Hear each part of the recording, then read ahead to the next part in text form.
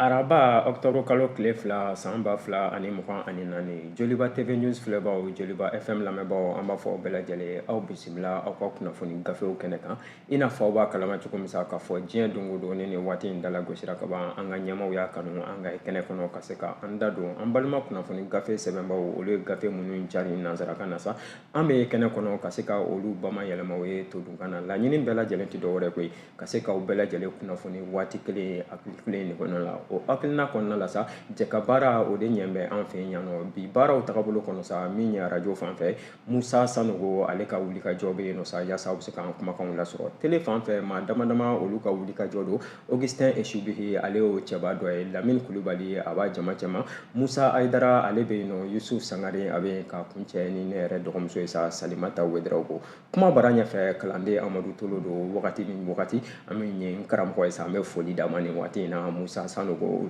ka taa se Musa Temine ma n karamɔgɔ ye Musa Temine awɔ Musa Sanogo ye n dɔgɔkɛ ye Musa Temine ale ye n karamɔgɔ ye an bɛ foli d'a ma nin waati in na tagabolo kɔnɔ baaraw n'u tagabolo kɔnɔ sa bi baaraw bɛ kalifalen ne la n y'a fɔ cogoya min na sa yanni kuma ka ca kisɛ ka k'a la gafew bɔra gafew kumana min ye lesɔr ale b'an bolo yan nɔ an bɛ tila k'an da don a kɔnɔ kumaw la ka na se Nouvelle Horizon a ye bɔli kɛ bi an b'an da don a la Soir de Bamako ale fana ye bɔli kɛ wagati cogoya kɔnɔ an b'an da don a la indicateur du renouveau ale b'an bolo an y'o de fɔ an wasan bɛ gafeko la bi min ye indicateur indépendant ale b'an bolo ka na se kɛrɛnkɛrɛnnenya la sa le réveil ma réveil ale fana ye bɔli kɛ bi wagati cogoya kɔnɔ sa n'an sera k'an da lase minnu ma an bɛ o walawalaw ye laɲini bɛɛ lajɛlen tɛ dɔwɛrɛ ye koyi an y'o de fɔ ka se ka aw bɛɛ lajɛlen kunnafoni waati kelen cogoya kelen o hokumu kɔnɔ an t'a bila da kelen da la koyi an b'a daminɛ ni faso ka gafeba ye sa ni o ye lesɔr ye lesɔr ale ye bɔli kɛ bi a da bɛ waleya la waleya min ni an y'a sugandi aw bɛɛ lajɛlen ye koyi o tɛ dɔwɛrɛ ye min ye sɛnɛ hokumu kɔnɔna ye sa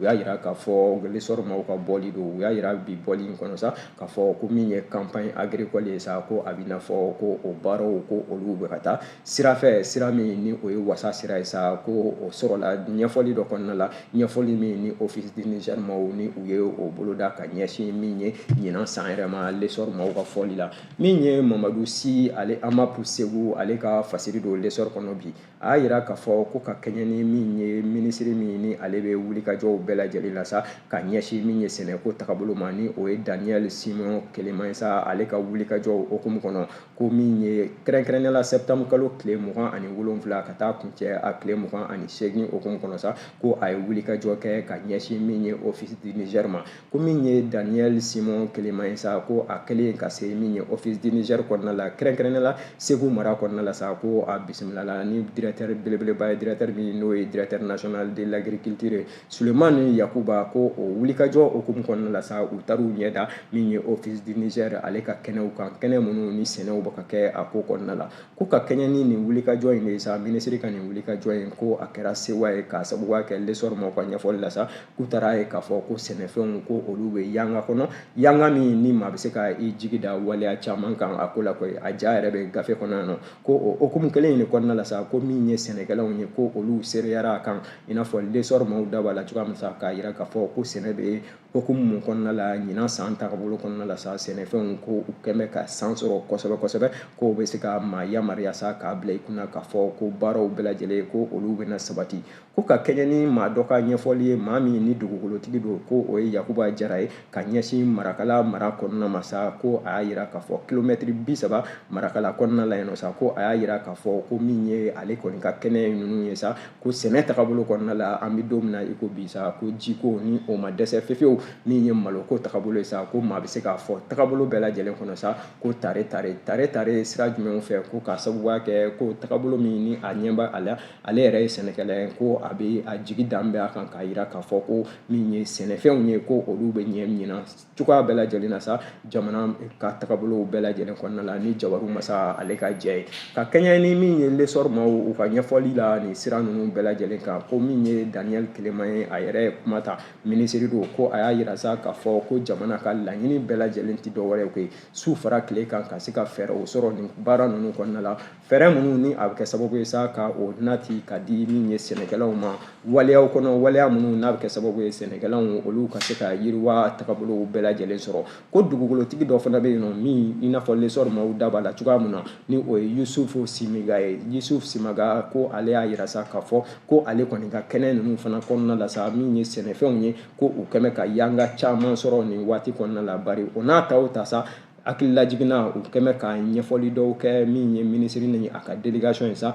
k'a fɔ ko jamana ka i hakili to o waleyaw la min ye wagati ni wagati ko min ye kɛrɛnkɛrɛnnenya la insectes o tɛ dɔwɛrɛ ko ye min ye firifiriniw n'a ɲɔgɔnnaw ye o minnu ni olu bɛ don sɛnɛfɛnw na sa ko ka jateminɛ belebeleba kɛ o la kuma dafa kuma la sa lesɔr kɔnɔna la bi ko min ye Daniel Simon Kelema ye sa ale y'a yira sa k'a fɔ ko jamana jan bɛ nin waleya ninnu bɛɛ lajɛlen na ka ɲɛsin min ye office du Niger sɛnɛkɛlaw bɛɛ lajɛlen ma wa ko min ye nisɔndiya ye sa a ye o sɔrɔ baara in bɛɛ lajɛlen kɔnɔ fasiri a bɛ lesɔr kɔnɔna la u ka bi bɔli kɛrɛnkɛrɛnnenya la Mamadu Si ale ka baara do ka bɔ min ye Ama Segu ale kɔnɔna la aw bonya b'a la.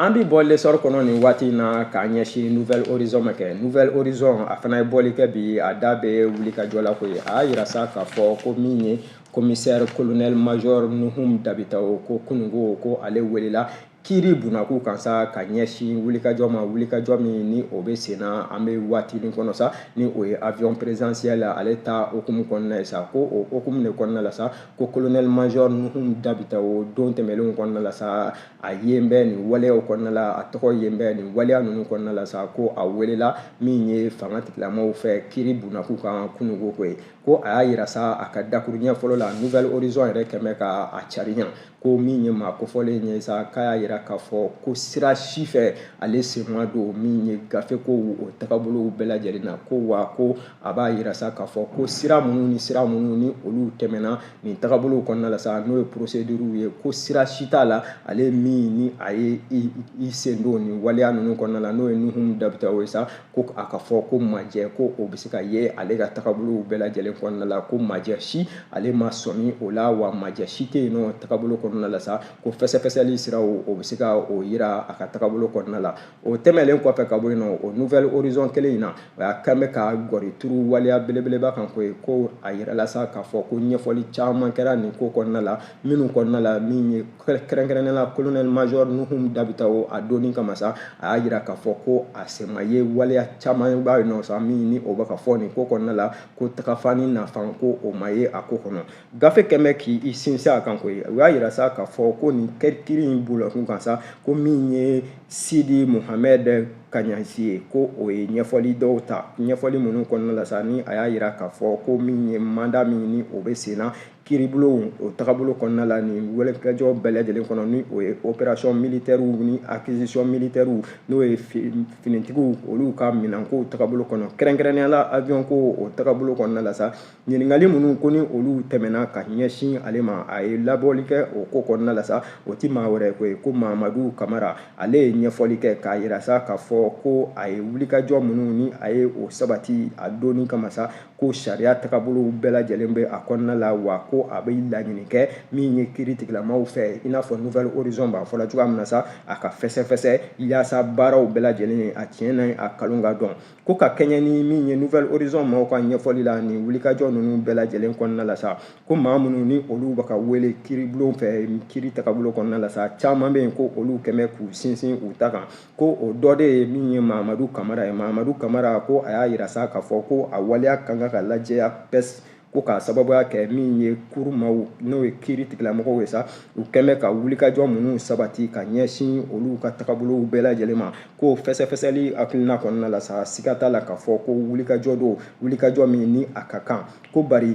min ye fɛsɛfɛsɛli ninnu ye sa min ni o bɛ ka kɛ an bɛ don min na i ko bi min ye Mamadu Kamara ale ka ɲɛfɔli ye a y'a yira k'a fɔ ko tagabolo bɛɛ lajɛlen kɔnɔna la sa ko ale ma wulikajɔ si sabati nin ko kɔnɔna la sa min ni a ma kɛ sariya tagabolo tagabolo kɔnɔ min ni a ma kɛ ŋaniyaw kɔnɔ ŋaniya minnu ni o sigira sen kan jamana ɲɛmaaw fɛ a donni kama tagabolo bɛɛ lajɛlen kɔnɔ ko n'i y'a jateminɛ wulikajɔ minnu ni olu kɛra a ko kɔnɔna la a don kama fo ka na se wulikajɔ min ni an da bɛ a la n'o ye kiiribolo in kan ko nimisa fan si tɛ ale la a ka tagabolo kɔnɔna la wa a ma majɛ si ye wulikajɔ ninnu bɛɛ lajɛlen kɔnɔna la ko ka ɲɛsin o ma o tagabolo kelen in kɔnɔ min ye colonel major Nuhu Dabitaw ye ko o fana ye kumasen kelen ta Nuhu Dabitaw ko a donni kama sa waati tagabolo kɔnɔna la sa ko ale tun ye directeur de commissariat des armées ni o bɛ wele ko DCA ko o ɲɛmaa kudu ni o ye o commissaire ye ale welelen kiiribulon tagabolo kɔnɔna la sa ko a ye ɲɛfɔli minnu ni a y'a perepere latigɛ ka fɛsɛfɛsɛ yaasa sira caman fɛ wulikajɔ minnu ni olu bɛ ka fɔ ka ɲɛsin ale ma kofɔlen ma n'o ye colonel major Nuhu Dabitaw ye sa ko k'a bɛɛ lajɛlen furan n'a tɛgɛ kɔ ye k'a galontigiya ko a ye ɲɛfɔli caman kɛ gafe yɛrɛ kɔni kɛmɛ k'a perepere latigɛ sira caman fɛ yan nɔ waati cogoya kɔnɔ sa an da tɛna se o bɛɛ ma Nouvelle Horizon ka bi bɔli don o y'a yira sa k'a fɔ kɔni min ye Nuhu kɔni ye a ka kumaw bɛɛ lajɛlen kɔnɔna la sa a ka kuma bakurubalen kɔnɔna la a y'a yira k'a fɔ wulikajɔ caman bɛ yen ɲɛfɔli caman bi kɛla ko ninnu kɔnɔna la sa minnu kiiri bɛ ban yɔrɔ o yɔrɔ sa ko maaw bɛna a tiɲɛ n'a a kalonw bɛɛ lajɛlen dɔn sira caman bɛ a kɔnɔna la min ni o t'a dɔ ye cogo si la ale ka ɲɛfɔliw la a y'a yira sa a ka ɲɛfɔli belebeleba dɔ bɛ yen nɔ sa a y'a yira k'a fɔ ko ala ka lahara sɔn sumaya ye ministre de défense a donni kama des anciens combattants Sumayilu Bube Mayiga ko o ka wulikajɔw de okumu kɔnɔna la sa ani min ye sariya tagabolo minnu ni olu kalifara olu la tagabolo kɔnɔ ko colonel major Dabitaw ko a y'a sinsin a kan k'a yira k'a fɔ ko ale ye wulikajɔ minnu kɛ a donni kama wulikajɔ ninnu ko a kɛra kɛrɛnkɛrɛnnenya la Sumayilu Bube Mayiga ale ka jɛ kɔnɔ o jɛ fana tagabolo kɔnɔna la ko ale ma majɛ si ye tagabolo kɔnɔna la tagabolo minnu ni ale kɔni ye o sinsin ka ɲɛsin min ye avion présidentiel o siraw ma fo ka na se sira wɛrɛw ma ko colonel major kɛrɛnkɛrɛnnenya la Nuhu Dabitaw a ka ɲɛfɔliw bɛɛ lajɛlen kɔnɔna la sa a y'i sinsin ale ye waleya minnu ta ko a ɲiningara sira caman fɛ sira o sira kɔnɔna la sa a y'a yira k'a fɔ ko min ye maa wɛrɛ taw ye ale tɛ se ka fɛn fɔ o la bari min ye a yɛrɛ ta kɔni ye sa a jabajɛ bɛ o siraw fɛ bi a jabajɛ bɛ a siraw fɛ sini fasiri min ye Nouvelle Horizon ye a b'o kɔnɔ Awa Seyidu Tarawele ale ka fasiri don aw bonya b'a la.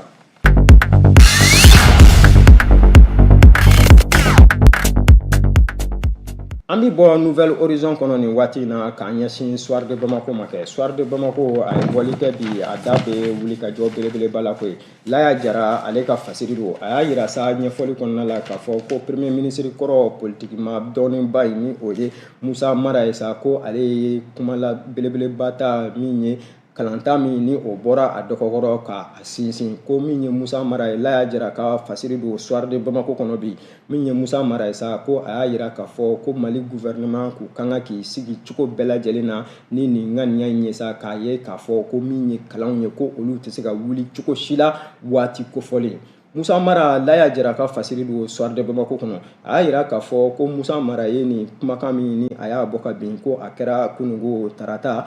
min ye octobre kalo o tile fɔlɔ san 2024 ko a y'a yira sa k'a fɔ ɲɛfɔliw bɛɛ lajɛlen kɔnɔna la sa ko min ye ŋaniya min ni o taara Mali gouvernement fɛ ko min ye premier ministre kɔrɔ Musa Mara ko a y'a yira sa k'a fɔ ɲɛfɔli bɛɛ lajɛlen kɔnɔna la sa baara bɛɛ lajɛlen tagabolo kɔnɔ ko ale n'a ka jɛkulu min ye parti yɛlɛma ka na se ɲɛmɔgɔ caman ma k'u bɛɛ lajɛlen k'u sereyara a kan koyi don tɛmɛlenw na k'a ye k'a fɔ ko min ye wulikajɔ min ni Mali gouvernement ko n'u tun b'a fɛ k'o karaba wajibi tagabolo kɔnɔ n'o ye kalan wuliw ye sa k'a yira k'a fɔ ko tagafan ni nafan si tɛ a la ko k'a sababuya kɛ kalansow bɛ hakɛ min kɔnɔ an bɛ don min na i ko bi gafe ka ɲɛfɔli la ko a tɛ maa yamariya i k'a fɔ k'i bɛ taa kalan kɛ a kɔnɔna la nin wagati kɔnɔ ko k'a sababuya kɛ kalansow kɔnɔna la sa ko maa wɛrɛw de bɛ a kɔnɔna la maa minnu ni olu ye gɛlɛya sɔrɔ sanjiko o tagabolow kɔnɔna la ko o n'a ta o ta min ye kalanta tagabolow bɛɛ lajɛlen sa k'a fɛɛrɛ bɛɛ lajɛlen ka o sigi sen kan ko Mali gouvernement tɛmɛla ni o waleyaw ye Musa Mara ka ɲɛfɔli la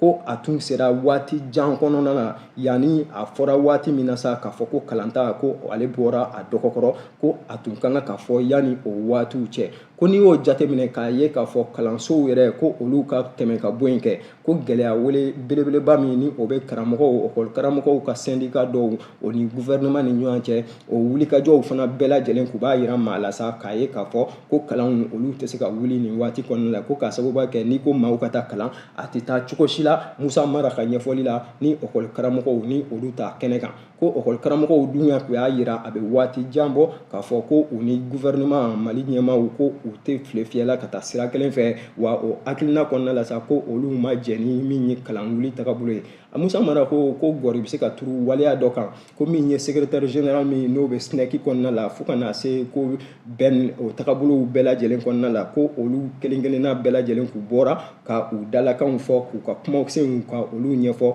ko tun kan ka min ye jamana ɲɛmaaw la sɔmi k'a ye k'a fɔ ko kalan wuli min ni a bɛ ka fɔ sa ko u ka a bɔ a dɔgɔma waati jan kɔnɔna la yaasa maaw ka bɔ bisibasa kɔnɔna la ko bari u ma o waleya minnu ni olu ma sabati cogo si la ko u tora o kɔnɔ i n'a fɔ Soir de Bamako bɛ k'a fɔ cogo min Musa Mara ka kuma don anw ka kuma tɛ dɛ ko min ye nin baara ninnu tagabolo kɔnɔna ye sa ko n'i y'a jateminɛ k'a bɛ se ka fɔ ko majɛ belebeleba o nana ye min ye gouvernement ale ka baaraw tagabolo la fo ka na se waati laban ma Fasiri a bɛ min ye Soir de Bamako kɔnɔna la u ka bi bɔli aw bonya b'a la.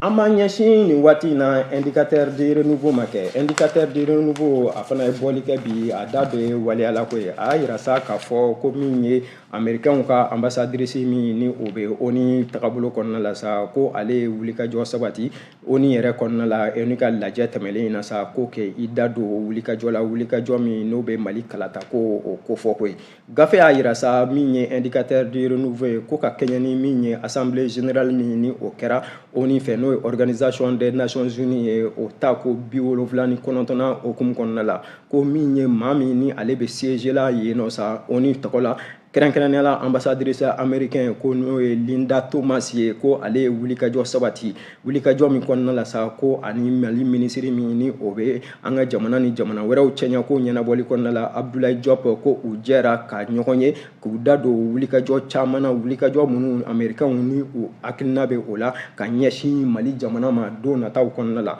ko ka ɲɛsin gafe ka ɲɛfɔli la indicateur do de renouveau ko ka ɲɛsin wulikajɔ ma wulikajɔ min n'o bɛ Alliance des États du Sahel o ko fɔ ko da donna o wulikajɔw la Mali ministre min ni o bɛ Mali jamana ni jamana wɛrɛ cɛɲa kow ɲɛnabɔli kɔnɔ n'o ye Abdoulaye Diop ale ni min ye Linda ka ɲɔgɔn ye kɔnɔna la sa ko da donna wulikajɔ caman na min kɔni bɛ yen nɔ sa ko ni maa bɛ se ka gɔri turu o la ko Linda y'a yira sa k'a fɔ ko min ye Amérique jamana ye sa su fara tile kan u ni Mali ko u da bɛ file kelen na wa u bɛna sira caman la taama ɲɔgɔn fɛ don nataw kɔnɔ yaasa min ye Mali jamana a bɛ se ka segin cogoya minnu na sariya siraw fɛ o tɛ dɔwɛrɛ ko retour à l'ordre constitutionnel ko n'i y'a jateminɛ o siraw tagabolo kɔnɔ gafe ka ɲɛfɔli la ko kalata ko da donna o waleyaw la min ye Linda ale ni kɛrɛnkɛrɛnnenya la Abdoulaye Diop ni ɲɔgɔn cɛ k'a yira sa k'a fɔ ko yaasa Mali jamana bɛ se ka hakili sigi yaasa basigi o bɛ se ka na Mali jamana kɔnɔ k'a tɛ taa cogo si la fo kalataw olu ka kɛ o waleyaw kɔnɔ o tagabolo kelen in na ko min ye américain ka jamana ka représentante min ni ale bɛ Nations Unies kɔnɔ ni o ye Linda ye ko a y'a yira k'a fɔ ko wulikajɔ min ni o kɛra don tɛmɛnen kɔnɔ ka ɲɛsin Mali jamana ma banbagacimaw fɛ école de gendarmerie ale attaquer tagabolo kɔnɔna la ko ni min ni a revendiquera yɛrɛ ka ɲɛsin Al-Qaïda o ka tagabolo ma ko Amérique jamana ye o furan n'a tɛgɛ kɔ ye u ma jɛ n'a ye bi u ma jɛ n'a ye sini ko wa k'u bɛ dugawu don kɛ maa minnu ni olu banana ka tila tuguni ka dugawu don kɛ maa minnu ni olu taɲana ko min ye américain ka jamana ye sa o diplomatie tagabolo kɔnɔna la ko u y'a sinsin ka kuraya min ye u ni Abdoulaye Diop ni ɲɔgɔn cɛ k'a yira k'a fɔ su fara tile kan u ka laɲini bɛɛ lajɛlen tɛ dɔwɛrɛ Mali jamana ale bɛ se ka lafiya cogoya minnu na sira caman fɛ fasiri a bɛ indicateur de renouveau kɔnɔna la Seydou Jara ale ka fasiri don aw bonya b'a la.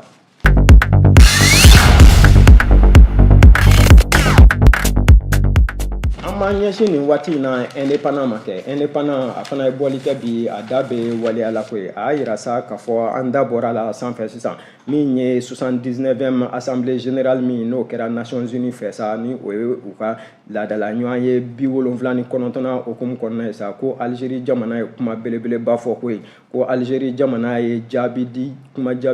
Mali ma jaabi min kɔnɔna la sa ni Mali ka représentant min ni o tun bɛ yen nɔ ni kɛnɛ kan sa ko o ye wulikajɔ dɔ sabati wulikajɔ min kɔnɔ ni a ye Algérie tɔgɔ fɔ a bɛ n'a fɔ min ye ministre Ablaye a ka ɲɛfɔliw bɛɛ lajɛlen tɛmɛlen kɔfɛ ka bɔ yen nɔ sa Algérie ministre des affaires étrangères ko Ahmed Attaf ale ye ɲɛfɔli kɛ indépendant maaw da b'a la koyi a y'a yira sa k'a fɔ ko ministre des affaires étrangères min n'o bɛ Algérie jamana kɔnɔ ni o ye Ahmed Attaf ye sa ko ale ma a ko bila dagirinda la koyi tɛnɛ septembre kalo tile 30 tɛmɛlen ko a ye bɔli kɛ ka ɲɛfɔli kɛ ka ɲɛsin min ye wulikajɔ minnu ni Algérie jamana ni a y'o kɛ Mali jamana kɔnɔ don tɛmɛlenw kɔnɔ ani min ye sɔmi min ni Mali jamana kɛmɛ ka o ta ko o bari ɲɛfɔli kɔnɔna la sa Algérie jamana la ko a y'a furan n'a tɛgɛ kɔ ye k'a yira k'a fɔ ko tiɲɛ kumaw t'a la bi tiɲɛ kumaw t'a la sini ko o hukumu de kɔnɔna la sa ka ɲɛsin min ye indépendant maaw ka ɲɛfɔli ma ko tribune de l'ONU la sa ko maa kofɔlen ale fana ye wulikajɔ sabati min ye Ahmed Attaf ye ko kuma dilen a ma kaban dɔrɔn kumakan fɔlɔ yɛrɛ la ko a y'a yira k'a fɔ ko min ye Abdoulaye Diop ye sa o ye ɲɛfɔli minnu kɛ ka ɲɛsin min ye Algérie jamana o sen bɛ banbagaci waleyaw siraw minnu fɛ ka ɲɛsin Mali jamana o kɛlɛli tagabolo ma sa k'a y'a yira k'a fɔ ko tiɲɛ kuma tɛ bi tiɲɛ kuma tɛ sini wa su fara tile kan ko Algérie jamana waati kelen miniti kelen seconde kelen u sen ma don nin waleya ninnu na k'a lajɛ k'a fɔ k'u bɛ banbagaci maaw dɛmɛ Mali jamana kan ko bari min kɔni diɲɛ bɛ ni fɛn bɛɛ lajɛlen sa waati dɔ kɔnɔna la ko min ye diplomatie algérienne o ɲɛmaaba in ye sa a ka ɲɛfɔliw kɔnɔ k'a yira k'a fɔ ko min ye wulikajɔ ye sa ko waati dɔ kɔnɔ ko Bamako ye laɲini dɔw kɛ ka ɲɛsin Algérie jamana ma sa ka ɲɛsin wulikajɔ ma dɛmɛ sira fɛ min ni o bɛ kɛ banbagaci maaw ka kɛrɛfɛdaw suwa olu ye o tagabolo de kɔnɔna la sa ko min ye Algérie jamana ye u ka wulikajɔw kɔnɔna la sa ko ministre min ni ale bɛ lakana yɛrɛ hukumu bɛɛ lajɛlen kɔnɔ Algérie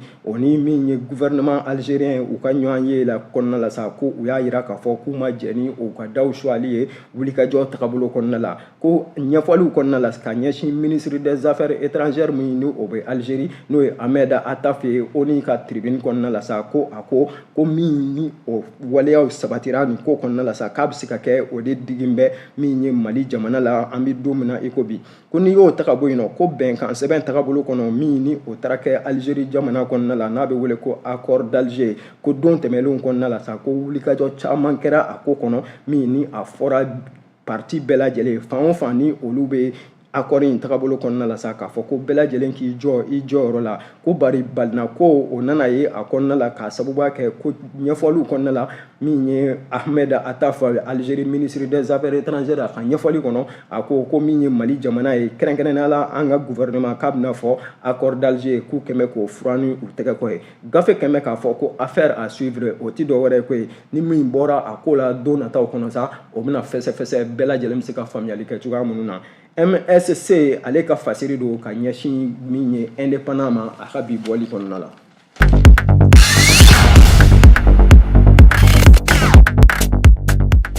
An bɛ fasiri datugu ni nouvelle réveil ale fana ye bɔli kɛ bi a da bɛ Bamako aéroport belebeleba o tagabolo la ko ye ko wulikajɔ min ni o sabatira Bamako faaba kɔnɔ yan nɔ sa a bɛ waati bɔ bɛɛ lajɛlen bɔra a kalama min ye attaque terroriste min ni o kɛra ka ɲɛsin Mali aéroport ma ko o tɛmɛlen kɔfɛ ka bɔ yen dɔrɔn min ye gafe ka ɲɛfɔli la nouveau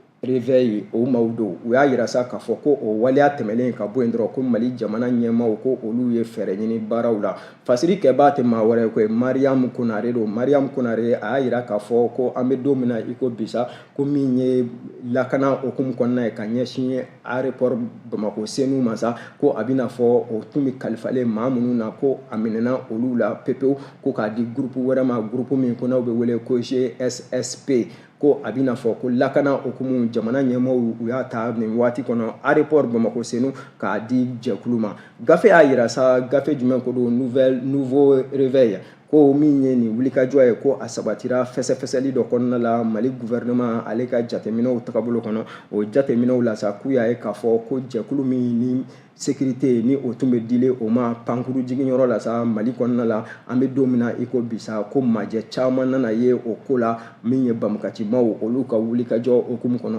o hukumu kelen in de kɔnɔ sa ko u ye laɲini kɛ an bɛ don min na i ko bi sa ko ka min yɛlɛmali boloda nin ko kɔnɔna la yɛlɛmali hukumu de kɔnɔna la sa ko min ye groupe min de sécurité min n'a bɛ wele ko GSSP ko u y'a baara in bɛɛ lajɛlen ta an bɛ don min na i ko bisa ko ka kalifa o maaw la ko lakana sira bɛɛ lajɛlen fɛ min ye pankuru jigin kɛnɛ kɔni kan ko a waleyaw olu tan bɛ an bɛ don min na i ko bi ka kalifa GSSP la k'u y'a yira sa k'a fɔ jamana ɲɛmaaw ko min ye nin wulikajɔ min ni a kɛra sa ka ɲɛsin groupement spécial de sécurité présidentielle o tagabolow bɛɛ lajɛlen ma sa o de ye GSSP ye ko a siraw bɛɛ lajɛlen ko a ma kɛ kunfɛ ko jateminɛ caman de yera a ko kɔnɔna la min ye jɛkulu caman olu k'u bɛ yen nɔ min fɛsɛfɛsɛla jamana ɲɛmaaw yɛrɛ fɛ ko banbagaci waleya kɛlɛli tagabolo kɔnɔna la ni groupe belebeleba in finitigiw cɛla ko u ye wulikajɔ caman kɛ don tɛmɛnenw kɔnɔna la a siraw fɛ ko ka ɲɛsin ni laseli dɔ ye laseli min ni o kɛra direction générale de l'aéroport ale fɛ sa tagabolow kɔnɔna la k'a yirala k'a fɔ ko min ye garde présidentielle tagabolow kɔnɔna ye waati bɛɛ lajɛlen na sa ko nin groupement in ni o ye GSSP ye sa ko u y'u seko n'u damayira bɛɛ lajɛlen yira a la k'a sɔrɔ baara ninnu yɛrɛ bɛɛ lajɛlen tun ma kalifa u la fɔlɔ an bɛ bi tile min na ko jamana ɲɛmaaw y'a yira k'a fɔ ko ni min ye pankuru jigin kɛnɛ ye mumɛ bɛɛ lajɛlen ni o taara ka o kalifa nin groupement in na sa ko a bɛ kɛ sababu ye sa faamuyali o kana baaraw kɔnɔna la maaw ka se ka sinsin siraw caman fɛ fasiri an y'a bɔ min ye nouveau réveil kɔnɔna la a yɛrɛ bɛ dansiri an ka bi fasiriw la koyi an y'o de fɔ Joliba TV News Joliba FM an ka laɲini bɛɛ lajɛlen tɛ dɔwɛrɛ ye an balima kunnafoni gafe sɛbɛnbaw u mana gafe minnu cari nanzarakan na an bɛ kɛnɛ kɔnɔ ka se ka olu bamayɛlɛma o ye bamanankan na yaasa faamuyali o bɛ sɔrɔ baara kɔnɔ cogoya min na an y'a fɔ a ye an tɛ sɛgɛn an tɛ ɲinɛ Joliba TV News Joliba FM su fara tile kan aw minnu b'an filɛ aw minnu b'an lamɛn aw sago bɛ se ka kɛ cogoya minnu na an ka laɲini bɛɛ lajɛlen o ye n'a ye majɛ o majɛ baara la awɔ Joliba ɲɛmaaso ka majɛ tɛ an minnu bɛ kuma lase nin kɛnɛ kɔnɔna la sa waati bɛɛ lajɛlen kuma ye to de ye n'i ye dɔ ta dɔ b'a kɔ bɔ a bɛ se ka kɛ kuma de ye anw minɛ o hukumu kɔnɔ an bɛ hakɛto ɲini kɛ aw bɛɛ lajɛlen fɛ bari ni ala m'an ka jɔnya jɔ an na an bɛ ɲɔgɔn sɔrɔ yan nɔ don nataw kɔnɔ ni gafe kuraw bɔra ka se k'a fɛsɛfɛsɛ foli belebeleba n b'a mɔntɔn nin waati la sa k'a di ne yɛrɛ karamɔgɔba ma min ye Musa Tembele a ma kɛnɛ lasɔrɔ bi mɛ siga t'a la k'a fɔ a bɛ Jeliba ka baara wɛrɛw la don nataw kɔnɔ aw kana sɛgɛn aw kana ɲinɛ aw ni Musa Tembele ani ne yɛrɛ Amadu Tolo waati bɛɛ lajɛlen kɔnɔ an bɛ ɲɔgɔn sɔrɔ baara ninnu kɔnɔna la jɛ ka baara o de ɲɛ bɛ an bolo yan nɔ sa an y'o de fɔ a ye su fara tile kan min ye Musa Ayidara ka taa se Yusuf Ayidara ka taa se Yusuf Sangare Yusuf tɛ Ayidara Yusuf ye Sangare Yusuf Sangare Salimata Ouedraogo Musa Ayidara ka taa se Lamine Kulibali Augustin Eshubihi nin bɛɛ lajɛlen bɛ baara la dibi la yaasa aw bɛ se ka aw sago sɔrɔ cogoya min na jako tagabolo kɔnɔ sɔnko tagabolo kɔnɔna la arajo fan fɛ bi baaraw n y'a fɔ a kalifalen tun bɛ maa min na sa o de ye Musa Sanogo ni ala m'an ka jɔnya jɔ an na an bɛ ɲɔgɔn sɔrɔ an don nataw kɔnɔ a ye to sɔgɔlen aw ka télé mandi la a ye to sɔgɔlen aw ka arajo mandi la Joliba TV News Joliba FM ala ka tile yɛrɛ